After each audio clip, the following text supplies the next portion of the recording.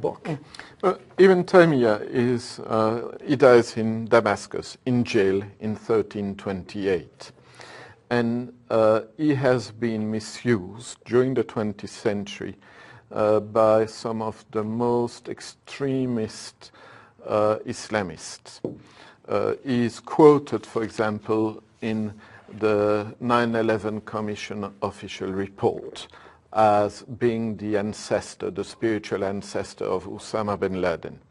So to work about him is also to go a little bit into a minefield. But then when you read him, you realize that those who have misused him for terrorist purposes only read texts that he wrote to call for the resistance of Syria against the invasion of the Mongols at the end of the 13th century. But they start using those texts that were texts of national resistance against an invader. They use those texts to call for the killing of unjust Muslim rulers. And so if you go to other texts written by Ibn Taymiyyah, you realize that he was the most loyal subject of the Mamluk sultans under whose authority he was living, and who were not better than the Mongols. And you realize that he is caricatured, he is reduced to just a few pages that he wrote against an enemy. And when you look at other texts, which is quite easy because you can access them on internet or on CD-ROMs, or most of his writings have been published, you realize that you have there somebody who is at the same time probably the greatest in later Muslim theologian, and somebody who has a very, very moderate approach to the religion.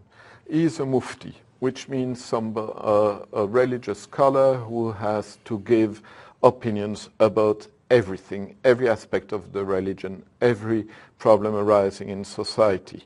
And so he is, because of his role in society, he is obliged to develop a very supple understanding of the religion.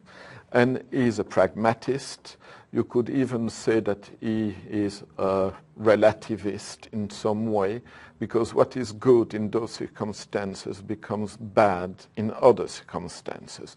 And religion has got to be understood in a way that will lead to the most efficient service to mankind. Injustice has to be fought, yes. But that's what you read in the Gospels as well, when you remember what happened to the traders of the temple. And injustice, of course, is not acceptable, no more by Muslims than by Christians, and vice versa, or other religions. But he says that there are cases where we have to be able to accept a lesser evil in order to attack a greater evil. And he says, for example, intelligence is not doesn't consist in being able to distinguish good from bad. Intelligence consists in being able to see the best of two goods and the worst of two evils. Wow. And so we have somebody who is far more moderate, far more intelligent, far more acquaintance with the everyday life of the society in which he lives, what people say about him usually. Well, then I want to thank you again on behalf of all the people that have benefited from your resurrection of the writing strength of Ibn Taymiyyah, so that he would be better understood in his greatness and not be disparaged for some occasional writing.